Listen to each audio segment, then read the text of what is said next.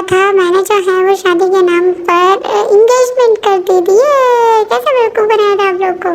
तो उस पर पब्लिक ने मुझे इतनी गालियाँ दी थी और 100 सवाल पूछे थे, तो मेरा दिल कर रहा था कि आज मैं उन सब सवालों का जवाब दूँ आपको। तो चलो स्टार्ट करते हैं।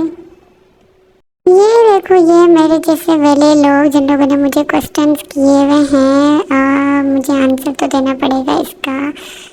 तो चलो स्टार्ट करते हैं। प्लीज़ यार कोई अच्छे अच्छे सवाल पूछिएगा, वरना वरना मेरा क्या, मैं तो वो क्वेश्चन ही नहीं पढ़ूंगी जिसमें आपने भेजा। सबसे पहला सवाल है कि आपको यही मिला था शादी के लिए, तो ऑब्वियसली यार मुझसे कौन करता, जाहिर सी बात है। मैंने जो है ना वो बाकी लड़कों पर भी ट्राई मारा था, लेकिन मुझे किसी ने भाव नहीं दिया। तो बस फिर ये भी एक वेला था और मैं भी एक वेली थी, तो हम दोनों का जोड़ हो गया।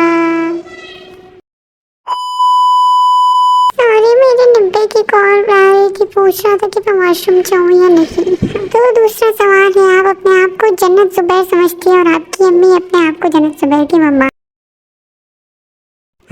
ये कैसा सवाल पूछ दिया तुम लोगों ने। अच्छा, मैं तो जो हूँ ना वो अपने आप को जन्नत जुबैर समझती हूँ, लेकिन पाकिस्तान की जन्नत जुबैर समझती हूँ। जब मेरी मम्मा है ना, उसको तो छोड़ो, वो ना अपने आप को कुछ भी समझती रहती है, कभी खुद को क्या समझती है, कभी क्या समझती है। तो अब तो आप लोग समझ गए होंगे कि मैं जो हूँ वो पाकिस्तान की जन्नत जुबैर हूँ।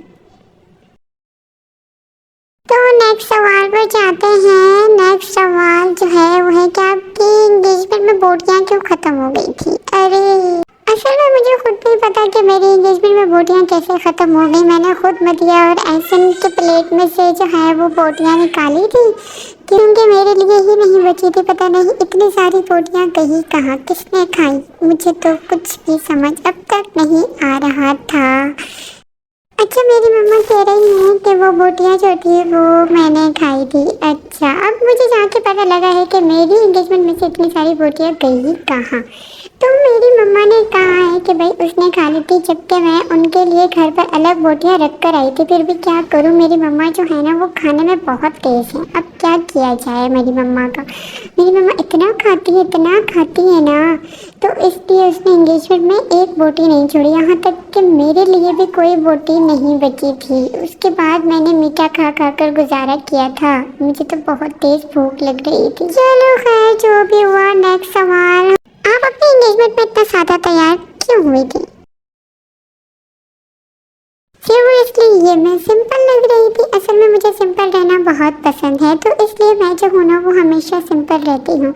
और मुझे तो ये समझ नहीं आ रहा है कि जिसने सवाल पूछा है वो मेरी बेइज्जती कर रहा है या फिर सच में मुझसे ये पूछ रहा है कि मैं वाकई ही ज़्यादा सिंपल लग रही थी, क्योंकि मैं सिंपल तैयार हुई थी ना, गर्मी थी बहुत ज़्यादा। नेक्स्ट सवाल है कि आपका भाई इतना मोटा सांडू क्यों है। हाँ हाँ, आपने मेरी मम्मा को तो देखा ही होगा, जिस तरह मेरी मम्मा है वैसे ही मेरा भाई भी है मोटा सा। वो तो मैं सिर्फ पतली हूँ, वो भी मैंने बाद में डाइटिंग की थी, वरना मैं भी खानदान पर ही गई थी। जिस तरह मम्मा है, जिस तरह मेरे भाई हैं वैसे ही थी। और मेरा भाई इतना खाता है जितना मेरी मम्मी खाती है ना।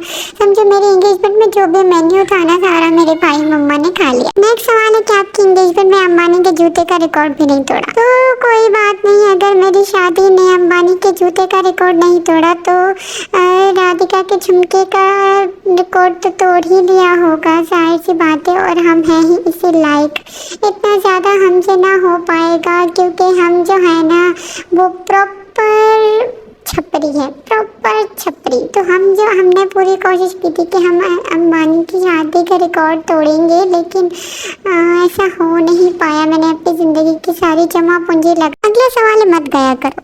तो आप लोग को पता है मैंने एक वेले से इंगेजमेंट करी है और एक वेले से मेरी जो है वो शादी होने वाली है। तो जाहिर सी बात है, वो तो है ही नल्ला बेरोजगार, लेकिन मैं अपना काम तो नहीं छोड़ सकती या नहीं, या कुछ भी करें। लेकिन मैं तो जो हूँ ना वो ये गंदा गाना नहीं छोड़ूंगी, क्योंकि अगर ये मैंने छोड़ दिया तो मेरी जगह पर कौन ये बकचोदी करता रहेगा हर टाइम सोशल मीडिया पर।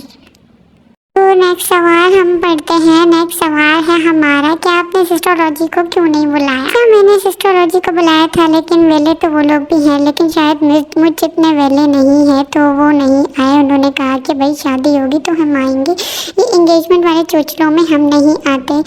जाहिर सी बात है, मेरे जो चोचले होते हैं वो सबसे अलग होते हैं, तो वो उनमें जो है ना वो हर किसी का शामिल होना ज़रूरी भी नहीं है, क्योंकि वो तो किसी को पसंद नहीं आते। मैं सिर्फ अपने ही लिए करती हूँ और खुद गालियाँ खाने के लिए ही ये चोचले करती रहती हूँ।